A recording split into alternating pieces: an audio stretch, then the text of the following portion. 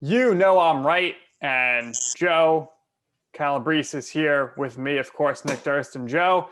We have an Emmy Award winner with us today, a guy who is just all over the place. And his former coworker Joe Beningo used to say, "It's unbelievable. This guy is doing every job." And some people might have said unemployment was so high because this guest was doing all of the jobs in media and nobody else can get a chance. But really excited about this guest we have here today. Absolutely.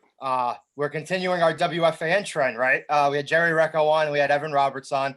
We're going through the whole WFAN Rolodex real soon.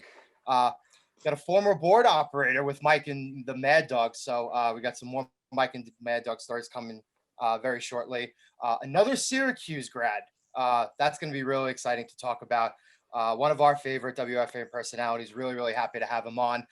The Moose. We got Marc Malusis. Marc. What's going on? Right, how you doing? Good, Joe. How you doing, Nick? How you guys doing? Thanks for having me. Marc, you got us. We're live from your studio. You're doing the radio show live from the studios of Marc Malusis.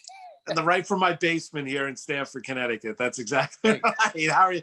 I'm doing good, man. I'm doing good. All things considered, everyone's healthy. Thank God. Hopefully, you guys and family, everyone's okay. Going through what has been a crazy 2020. Marc, how's it been? Not only homeschooling your kids, but you do the homeschool segment on SNY. Triple homeschooling all around. I know. Well, I mean, last spring when the kids were home, listen, my wife's a saint. She deserves all the credit with, we got 3 boys, a 7 and 5, and our son Gregory's soon to be 4 years old. So, the Malusis household is like a nut house on a day in, day out basis. So my wife deserves all the credit in the world, but they're luckily back at school now. The spring was really, really tough, as it was on a lot of different people. There's no question. So I think now listen, doing the work from home, it's different. You don't have the same energy as you would when you were in the studio. But we're getting through, and we're putting a good product out on the air, whether it be SNY or whether it be WFAN, and that's the most important thing. Yeah, and we're going to get into all that. But credit to, the other guy you're doing homeschool, it's Sal Licata. He went into the studio to do baseball night in New York, and he ran home to do homeschool from home. So he could have just stayed there, but the true dedication to the segment. So obviously, Marc, everyone knows you. You're the Moose. You got that nickname from Joe B. What were your thoughts when he called you that, and how did you end up embracing that? Well, I really didn't have any choice. I mean, it was a case where Joe gave me the nickname, and it was the first time I was working on his show as a board op on the overnights. I was filling in during the course of the week. I had interned at the Fan in the summer of '98. I came back to start to work there part time in probably August of 2000. And one of the first, Dave the Rave Corson was his producer at the time. I trained with him on the overnights. He took a day off. I came in, I filled in. I saw Beningo on the back studio at the old Kaufman Astoria studio. And he was watching the Knicks game or the Ranger game. I think it was actually the Knicks. And he said, basically, Malusis, what is that, Greek? I go, no, Lithuanian. And he goes, well, I'm going to call you Moose. I said, okay, that's fine. And then from that point, he called me Moose. And then Summers called me Moose. And then Anna Ligori called me Moose. And then Mike and Chris did. So it just picked up steam from there. But I was okay with it. Even if I didn't like it, Nick, I mean, I was going to get it. It is what it is. I mean, once somebody gives you a nickname and then it gets repeated, it picks up steam from that point forward. So, I mean, over the years, it works. I'm proud of the fact that Joe gave me that nickname, but I didn't really have any other choice at the time. Yeah, I'm sure there could be a lot worse nicknames than that. So it's work. Yes, it's fair persona. So got to ask you first about your Washington football team. How did you become a fan of that team?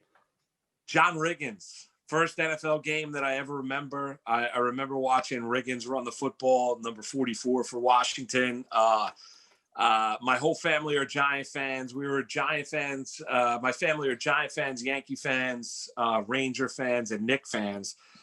So wanted to, kind of branch it off. It was like 1983. I was like 7. Remember the first game that I ever watched, it was Riggins running the football, and I just fell in love with John Riggins. The power, the speed, the nickname. His nickname was Diesel. everything down there, the storied history, Joe Gibbs. So that's the reason why I'm a Washington fan, is because of and grew up a Washington fan, is because of one man, and that is John Riggins. So Moose, my colleague Nick, he is a product of the WFAN internship program too, and we're going to get to that in a moment. But we're going to start with we're going to get to your pre-WFAN days. We're going to start. You're the pride of Don Bosco Prep, right? Yep. You went to Syracuse. Obviously, you joined a very, very illustrious long list of Syracuse alums who now work in sports media. So when did you know for sure that you wanted to do sports broadcasting? When did you know you wanted to get into the business? Was there a moment in particular? Was there something maybe, when you're growing up with your dad?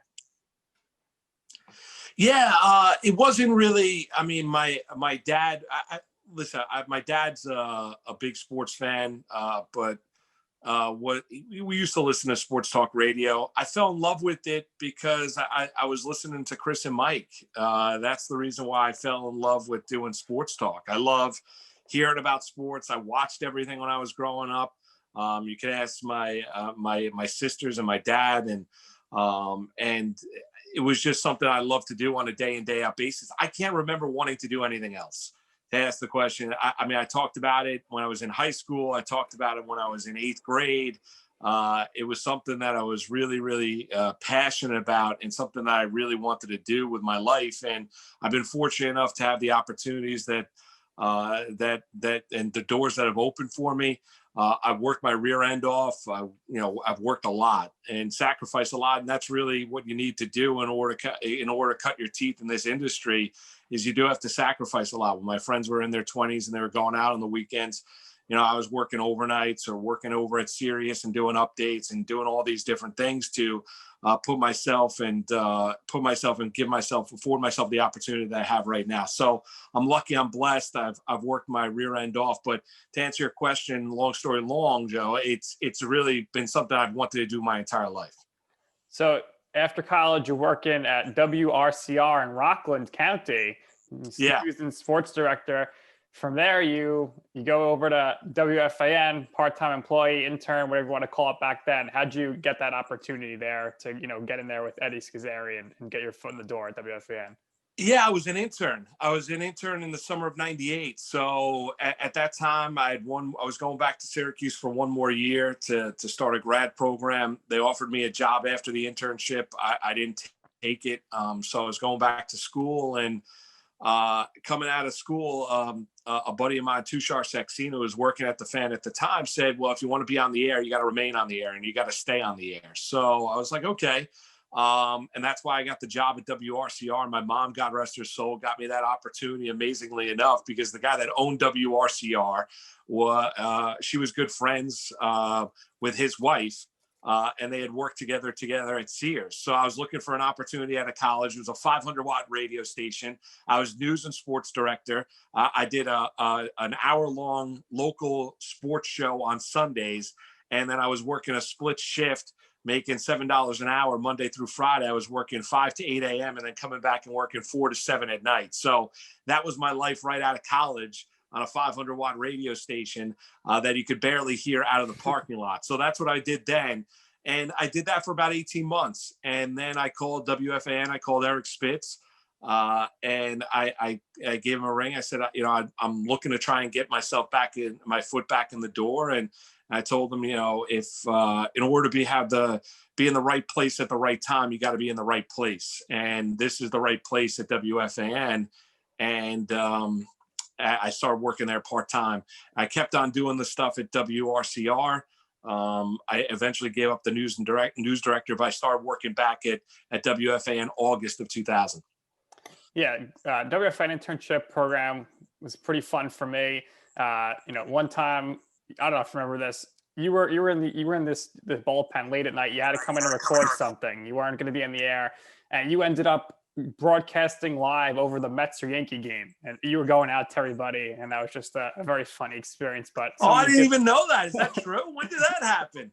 2012, I think, and I don't know if I think it must have been the Mets at that time, and they were like, "What's going on here? Somebody's coming through."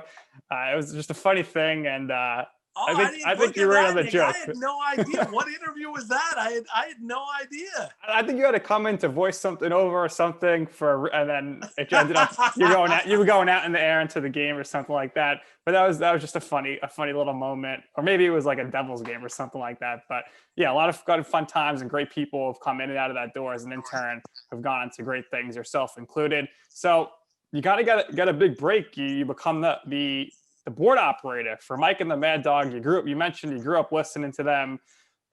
How big of a deal was that for you? And did you have any nerves at all going to work with two titans in the industry?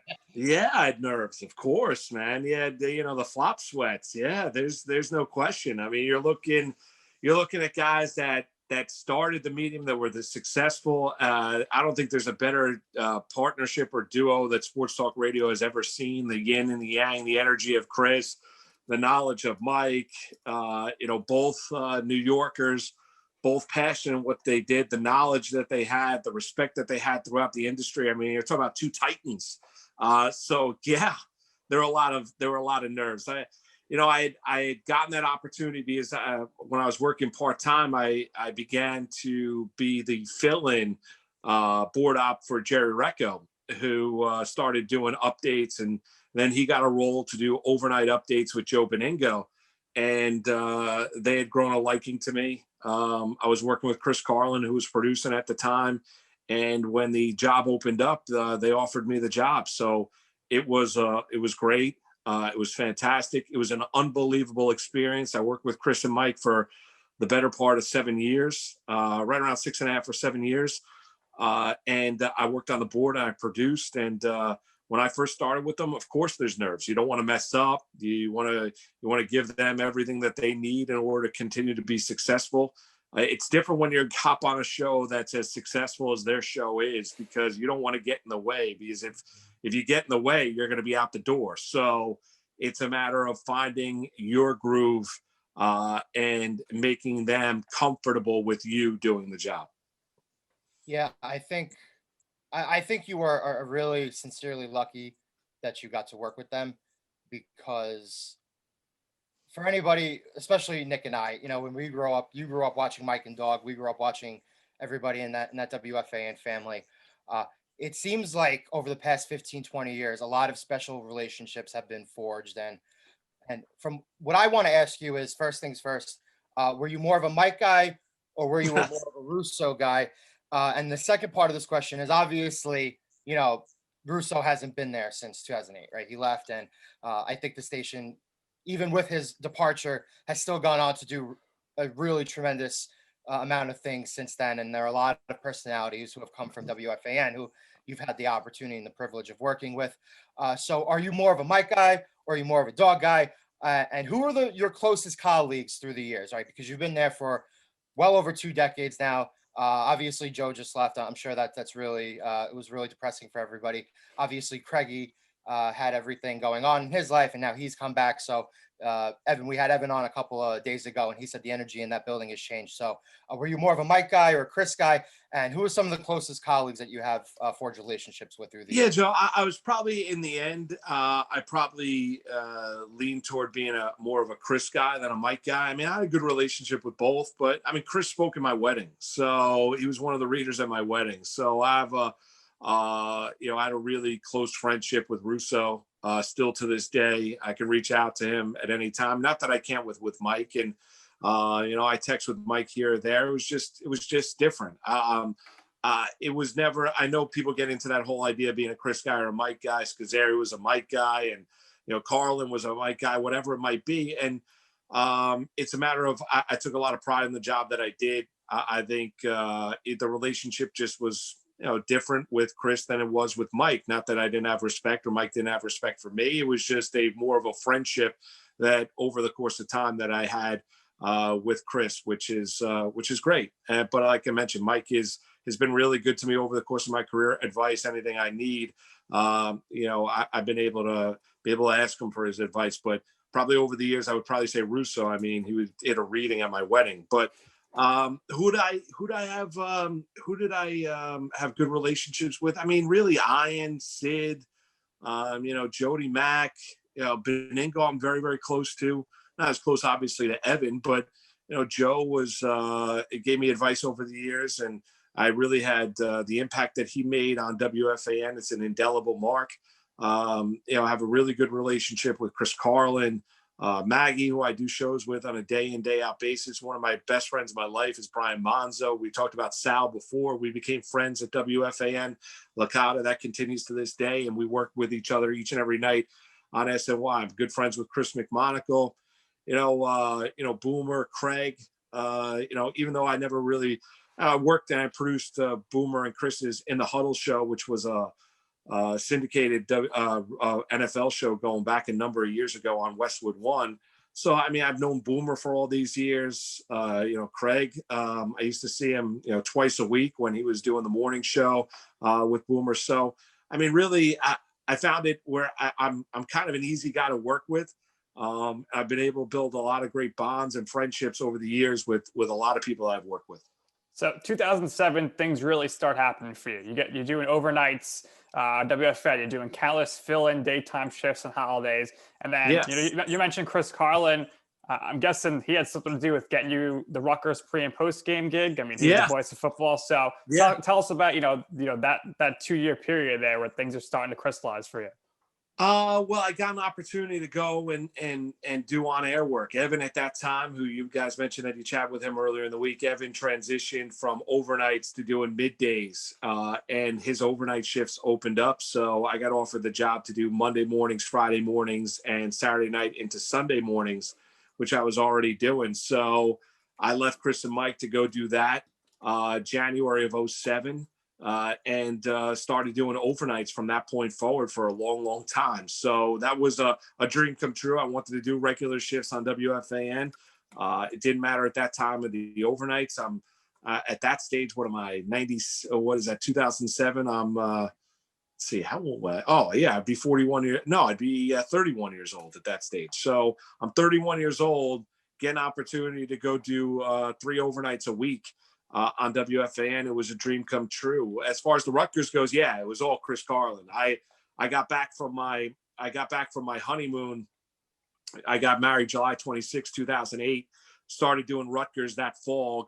Get back from my honeymoon. I get a call from Chris Carlin, who was I think at that stage he was taking over to be the play-by-play voice, or he had already taken over a year prior for Tom McCarthy as being the voice of the Scarlet Knights football program.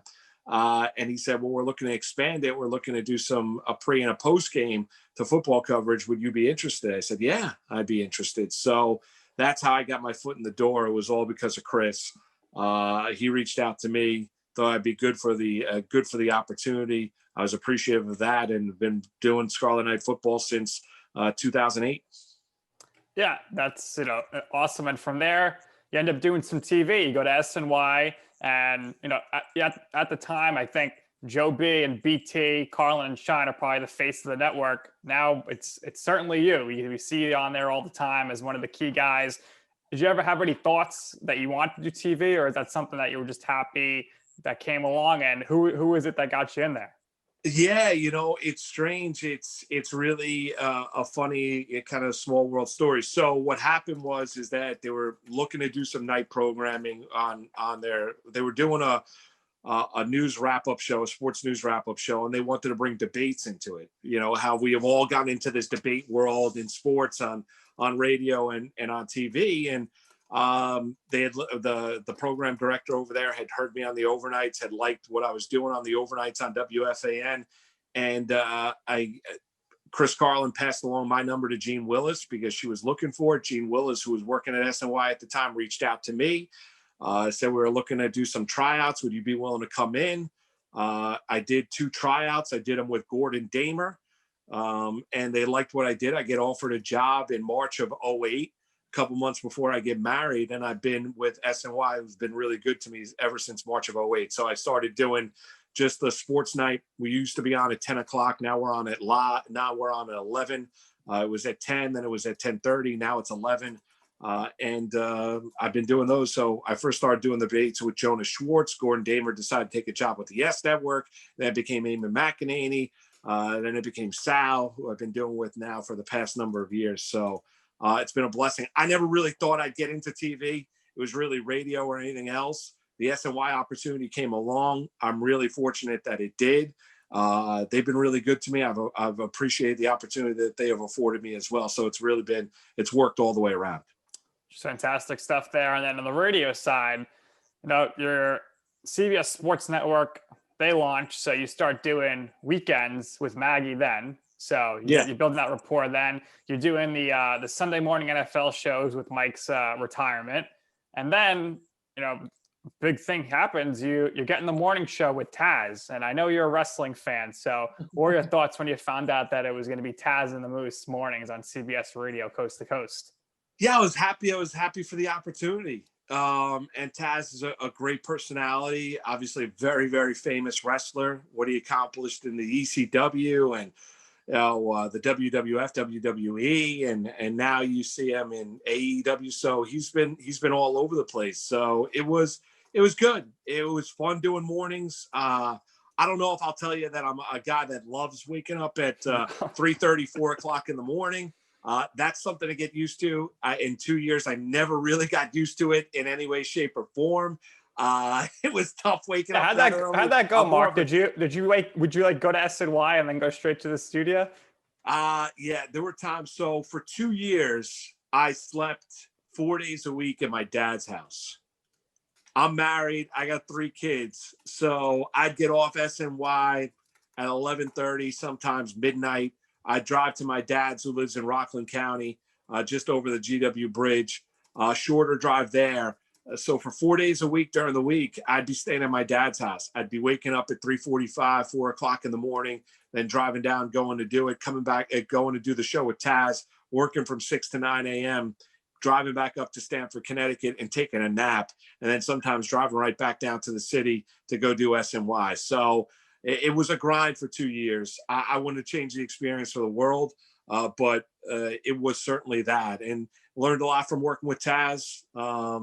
And I thought we did a representable good job for the network, but they decided not to continue it after 2 years, but it was a great opportunity and a great experience. So now with Taz gone, and I said this to Evan when he was on our show, I said, I think you, him, Monzo, and Jody Mack need to do the post-Royal Rumble and WrestleMania shows on Entercom networks all across. I mean, wouldn't that be some fantastic Oh, that idea? would be great. I actually think it should be probably Evan and Monzo. Those are probably the 2 biggest wrestling fans that I know, and they know the history, they know the backstories, they know everything that there is that's going on in wrestling. But yeah, I'd love to be a part of it, a small part of it. But Evan and Monzo, I can't think, Nick, of 2 bigger wrestling fans. Those guys would be great doing kind of a little post SummerSlam, a little post Royal Rumble, right. All of that. I think it would work. Yeah, Evan, we talked to Evan about he's going to maybe message his buddy Steve Cohen bringing SummerSlam to Citi Field. So maybe he'd be doing the pregame show there. That would be great. That would be great. We should all go, right? Absolutely. I totally agree. That's a great idea. Let's get back to a little professional question here for a second, because obviously when you wear different hats at that station there, when you do different time slots, filling in for different shows, different personalities, different people, doing a morning weekday show, an afternoon weekday show, night weekday show, morning, weekends, afternoon, weekends, Sunday mornings. Everything is incredibly different from each other, right? So what would you say was your wheelhouse time? Not to pun for the SNY show over there. Yeah. But what do you think your favorite time that you got to do? What was the easiest time? And how do you think preparing shows for each different time slot was different? Yeah, great question. I think they're all a little bit different. I think when you work overnights, I think it's more of a back and forth with the caller. You want to be ease of listen. You want to be passionate, but you can build that rapport with the caller unlike anything else. There's a pattern to taking calls when you're looking at morning, afternoon, or middays. That's different than nights or overnights. So that's number one. Number 2 is, mornings is a lot looser than it is in afternoons. And I know it's changing a little bit. with Craig, and that's great. And Craig's unbelievable at the job that he does, and he's a ratings machine, and the connectivity that he has with the audience is really is unmatched. So he had a lot of success with Boomer, and I think he's going to have a tremendous amount of success with Evan doing Afternoon Drive. But it's different, and it's meant to be different. It's different than when Chris and Mike did the afternoon show, where you got a little bit of their personality over the years, but it was really it was the drumbeat of sports talk. It was a lot of nuts and bolts. It was a lot of X's and O's. So it's different. You're going to get that now with Evan and Craig, but it certainly could have come across a little bit differently than it did with Chris and Mike, which is fantastic, which is, I think, showing you the marketplace and the evolution of WFAN.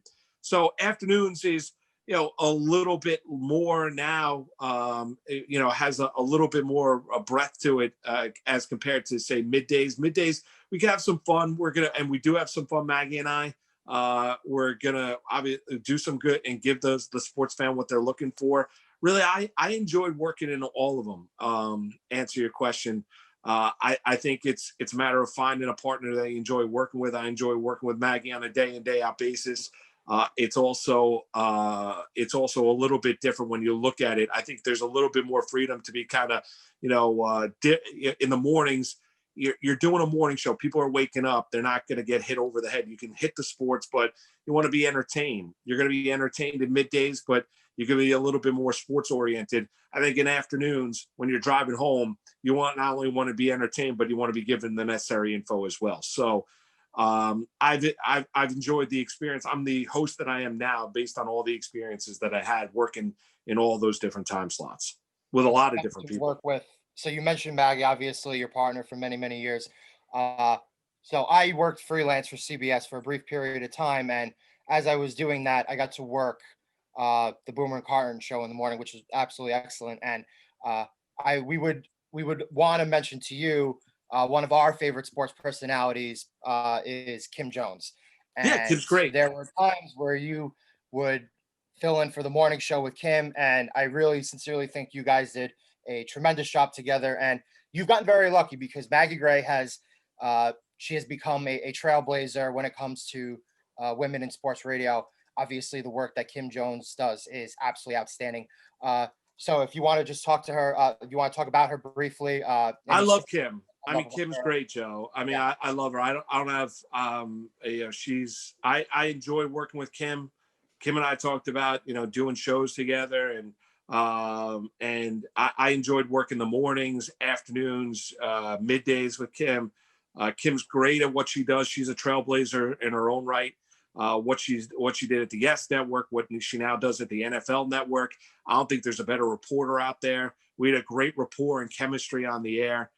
So I love Kim, and I enjoyed all the times I was able to do shows with Kim. So she's fantastic. She's great.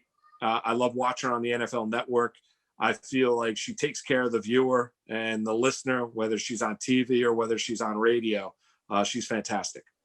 So I met Kim as well, and as an intern, she was very nice. Gave me a nice bag of chocolate for Christmas, like the first day. Yeah, I love you got one of the bags of chocolate. It's great. Yeah, she was doing it time right around Halloween. I love it. Her and Carlin were doing a show, and she came out and gave me in the mornings. But one of the good segments you and Maggie got is the mystery caller segment, and now with Craig taking over in the afternoons, it's a very high likelihood that if this man ever wanted to call a show on the station, he's going to call you. So maybe we see Mike Francesa calling in as the mystery caller, because he's not calling the morning show, he's not calling the afternoon, and we don't know if he's going to be up at night with Steve Summers.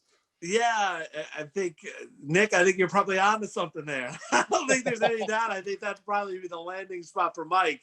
I agree. I don't think he's going to be calling the afternoons, and I don't think he's going to be calling the mornings, but maybe. We haven't done mystery guest in a while.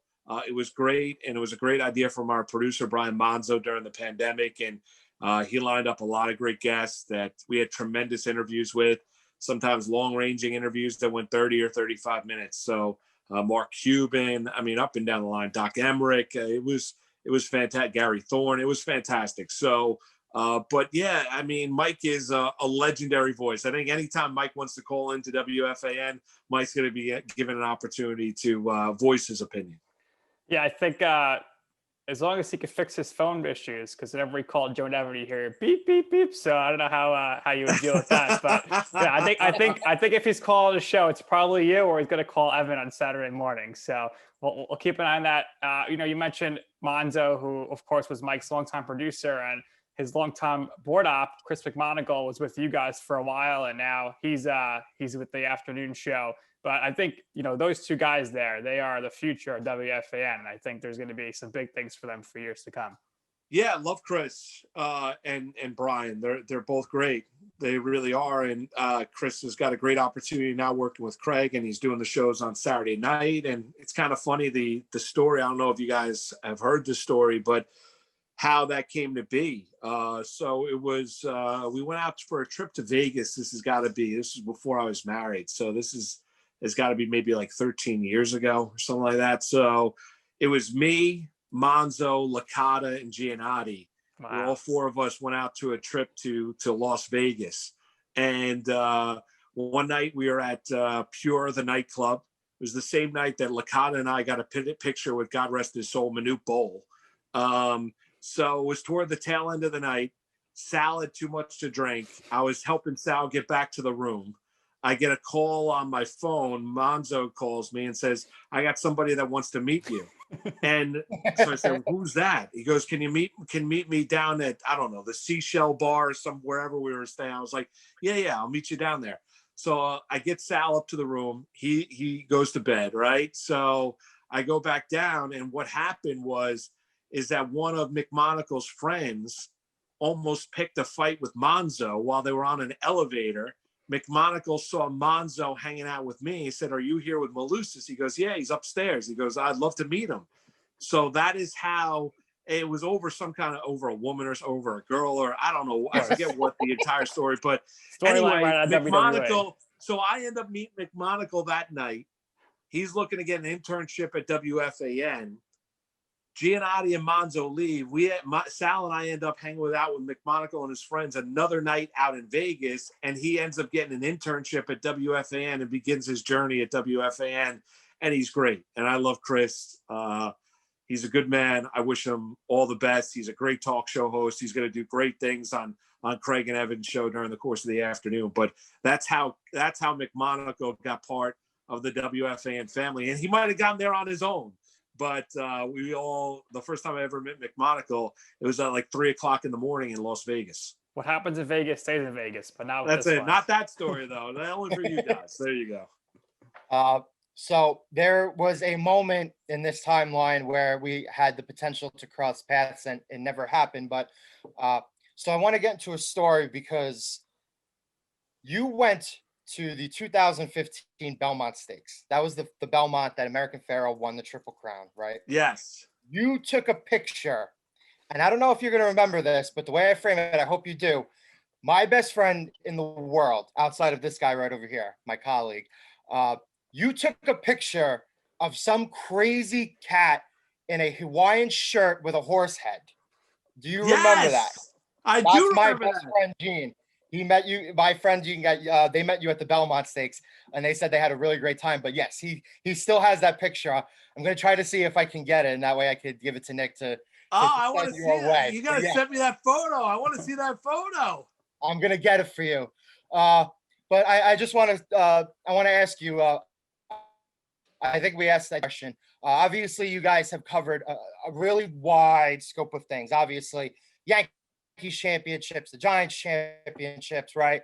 A lot of great runs. What was your favorite event that you ever got to personally like call and produce on the radio, or that you got to go to as part of WFAN?